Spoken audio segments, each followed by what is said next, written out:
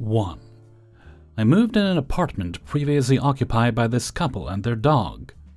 The house was a small studio on the 4th floor with a very steep and narrow stair. I'm still baffled how they fit in the house with the 3 of them. Anyway, the day the couple was moving out, they asked me if I wanted to buy their couch, which was already in the house. So I didn't have to struggle bringing a new couch upstairs, and they didn't have to get theirs out. They promised that they cleaned it thoroughly. But the stupid person I am, I didn't double-check. They were running around that day, but they told me they'll come back later to get the money, as they knew where I lived. Ha ha ha. Now, I went upstairs, and the state of the couch was not what they promised. The couch was covered in dog hair, so much that 3 passes with the vacuum didn't do almost anything. To be fair, the whole house was covered in dog hair, so I guess they were immune to it. I didn't have any phone number to let them know that I wasn't interested anymore, so I had to wait. And I stayed with the couch for a month, when they finally decided that it was time to pick up their post again and collect my money. When I told them that the price we agreed on wasn't fair based on the condition of the couch, they both got mad, but I told them that I'm not asking for a free couch, just a couch that's clean, and that they can take the couch with them anyway. They asked me for 5 minutes to try and arrange transport, and then they eventually only took the pillows with them, and told me they'd be back in 3 days to get the rest. As you can guess, I didn't. They never returned for the couch. So I waited while I was collecting their post, getting delivered at my address. You see, they moved from this house because they bought a house, and they still had my address as their main one for plenty of their bills and bank statements, which I kept long enough to make sure they wouldn't come back for the couch. And then one day it hit me, and I threw everything in the trash, and every envelope that arrived after that too. Eventually, some of the envelopes kept coming with "warning" and "last chance" on them, and with every envelope I was throwing away, I felt better. Only about a year later, one of them showed up and rang the bell to ask me if they had any post delivered here. I simply said no. Why would it? If you're wondering about the couch, it went outside on the balcony, the only good perk of the house, so I could sit in the summer, left outside the whole rainy winter so I could dismantle it easier and throw it out in pieces. 2. I used to be in a gaming group, traditional books, dice, and miniatures, with a guy called Stench, because no matter how many showers he took, he stunk. Anyway, Stench was a serious geek, and Catholic, which made his gaming way more problematic for him. He was in his 20s, a virgin, living with his parents, completely under their control. He also had several circles of friends, 99% online, which were absolutely never allowed to intersect. Well, I stopped by one day to borrow a book. He was on the phone with a girl from one of those other groups. She heard me, liked my voice, and browbeat him into giving me the phone. We hit it off, talking frequently, and every night, eventually doing over-the-phone roleplay. Not even close to sexual. As things usually happen, she slipped and told Stench what we'd been doing. He lost his shit. She informed me that he had contacted our weekly game master, my then best friend, who approved that anything Stench did was canon, official, in our weekly game. That meant that any retribution I chose to inflict was also canon, in-game. He did this full well knowing what a vindictive, very imaginative, complete son of a bitch I am. Oh shit. Our DM was a malicious fucker. Stench had cursed the character I was using, one I had been using for a long time, whom I'd put a lot of work into, with some utterly disgusting and horrific diseases, utterly incurable. So I contacted a very old friend, and hired his character that he'd been running since the late 70s, this was 97-ish, to do a hit job. See, Stench would only play a special race of lawful good winged elves called Avariels. In our campaign universe, he had protected them by having them develop on their own world, which was then deposited into a pocket dimension which only Evariels could access. The plan played out thus. My hired elven wizard has a spelljammer ship. He uses a time travel spell to go back to the dawn of the Evariel race, before they crawled out of the muck, before their planet was in its pocket dimension. He takes the ship in very close to the system's primary, i.e. their sun, and casts a compound spell, Enlarge, Haste, H to Destruction, aka Supernova, on the star. Then time travel reversed back to when he'd left. I then called up the lady and told her what I'd done with a message to pass along to Stench. I wiped out the Evariels. So completely. Not even their gods are around to mourn their passing. He called me up the next day, screaming and crying, saying he was going to come to my house, kick the door down, and burn it down. I reminded him that he's seen me shoot. I'm ex-army infantry, and that I thought Catholics frowned on suicide. Then I hung up. I called up our DM, told him what I'd done. He was even impressed with my brutality, and verified that it was canon. It was. This deleted not only Stench's characters, but every action they'd ever committed. Let's just say several favorite characters who died due to Stench's blunders came back, among other effects. He was also forbidden to use that race ever again, as they were wiped from existence, and only my character remembered them. And there was no way I was going to wish them back into existence. Stench Rage quit the group and never spoke to any of us again. Unfortunately, his buddy in another state, who was supposed to be reloading my rifle ammo, instead sold my brass, so, as revenge for that, I took some gay porn VHS tapes my mom's then-boyfriend had salvaged from his job as maintenance at an apartment complex, boxed them up with a bow, drove down to where Stench's body lived, and mailed the box to Stench. CO his hyper-Catholic parents. With a note that said, "We had a little tiff and broke up, so I thought Stench would want these back. Yes, I'm an asshole." 3. About 5 years ago, I used to work as a traffic control person at roadworks and construction sites. I did this as I changed from a retail to my current career. It was some stressful times. As a side note, normally shifts in this industry are all short notice. They will call you at 7 p.m. asking you to work a shift starting at 5 a.m. the next morning. Say no too many times and you'll soon find yourself without any shifts. Something you should know about me before I continue. I'll admit I'm a massive troll, but only to those who are assholes to me in the first place. It's like being an asshole towards me pops my troll horns out. Let's just say my friends fear me come April Fool's Day once every year. I left that job due to life circumstances and the fact I was moving out to a new city over 2 days' drive away. My ex-boss seemed to forget this fact. As I stated above, if you say no enough times to shifts, they will just not give you any more.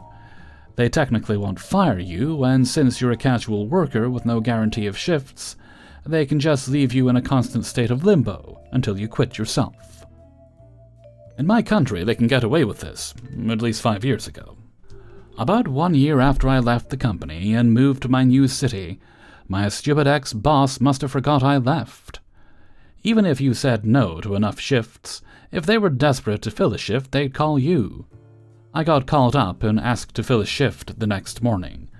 I kindly reminded my ex-boss I left about a year ago and was in a new city. He apologized and wished me well. So far, nothing too bad in my book until another 2 years passed, 3 since I left. In this time, my ex-boss repeated this mistake another 3 times. Was getting a little old for my tastes. I even blocked his number, but he got a new phone and still had my number in his contact list. So when he called me this time, I decided to be petty about it. It was about 6:15 p.m., and I was enjoying a movie on the couch with my girlfriend. "Hello, this is Loopy Legend." "Hi, Loopy. I need you to come in for a shift." And he gave me some random place in Old Town. "Tomorrow starting at 7 a.m. Think you can handle that?" My troll horns came out. As this was the 4th time he'd called me. After each time, I told my stupid ex-boss I'd moved to a new city. "Sure, I can handle that for you. I'll be there bright and early."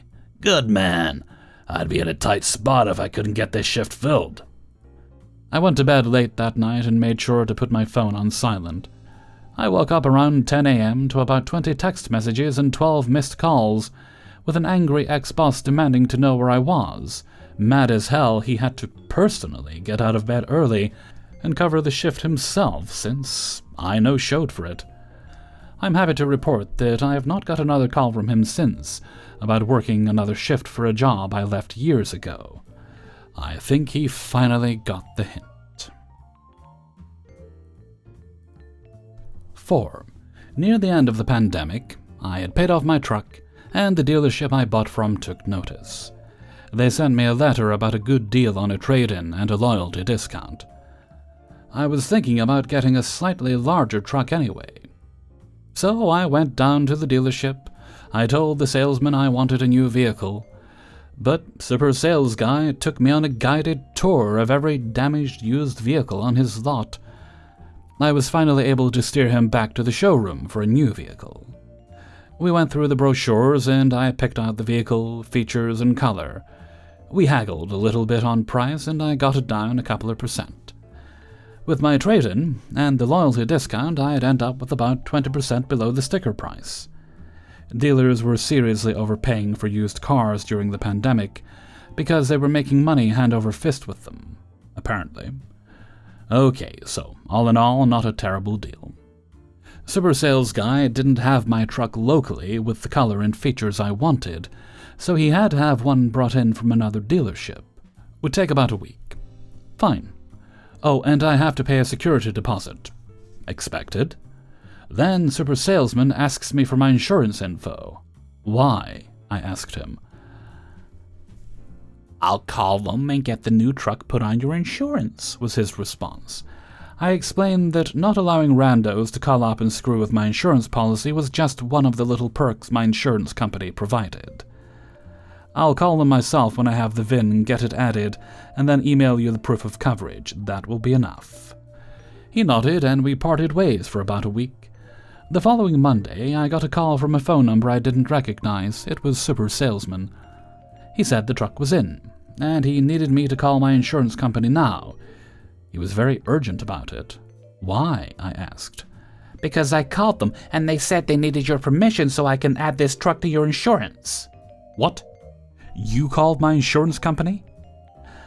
I was pretty PO'd at this point, but I was also smelling opportunity to maybe haggle the price down a little bit more, since calling insurance companies and trying to screw with other people's policies can't be ethical and maybe even illegal, right? At any rate, it would make for a very bad review online. But anyway, I really wanted to talk to my insurance company. I thought Super Sales Guy had hung up, and apparently he thought so too, because just before I went to dial my insurance company, I heard him say, "Accommodate me, bitch!" and laugh. So many questions. Who was he talking to? What did that even mean? Super Sales Guy woke up that morning and he chose violence. While I was thinking about what this dude had just said, my insurance company called me. The lady on the line told me some random dude had called and cursed her out, talking crazy and demanding that she change my insurance. I apologized to her and explained the situation. I made the updates to my insurance, and before I hung up, I told her I would make him pay for disrespecting her. When I hung up with her, I realized the salesman was still connected on the other line. I could hear him talking and laughing on the other end. He didn't realize he never hung up. So, this dude has made me mad as hell, and I'm about to make him pay. I hopped in the car and drove down to the dealership like a madman. When I got there, I walked in straight to Super Sales Guy's desk. He greeted me. "Hey, buddy, wasn't expected to see you for another couple of hours. Your truck's not ready yet." "Who you calling a bitch?" I responded very loudly. Now picture a half-dozen customers, salesmen, floor managers, and staff all turning to look at us in unison, with shocked expressions on their faces. I pulled out my phone to show him he was still on a call with me. You never hung up. Now who are you calling bitch? He immediately started stammering. I wasn't talking to you. Oh, he basically admitted it. I really wasn't prepared for that. Who were you calling a bitch then? At this point, I noticed a manager and a security guard moving towards us in my peripheral. I was talking to the insurance lady. You called my insurance company and called my insurance rep a bitch after I told you not to call them? I'm sorry, he responded. The manager turned to me and said, Let's talk about this. I snapped back, We are talking about this. I played it up for effect for another minute or so. I wanted to stop before I got to the point where it made more sense for the manager to have security drag me out than deal with me. So I let the manager lead me away to his office. I explained the situation to him and we negotiated a lot more. I ended up getting my truck for nearly 40% off the sticker price, plus 3 years of free maintenance and oil changes. The super sales guy had to apologize to me in front of the entire staff. The insurance lady and I had a good laugh when I called her to let her know she had been avenged, and I got a much better deal on a truck than I expected. I don't know if there's a moral to this story, but if I had to pick one, it would be this. If a customer confronts you with who are you calling bitch, don't admit you said bitch to the customer.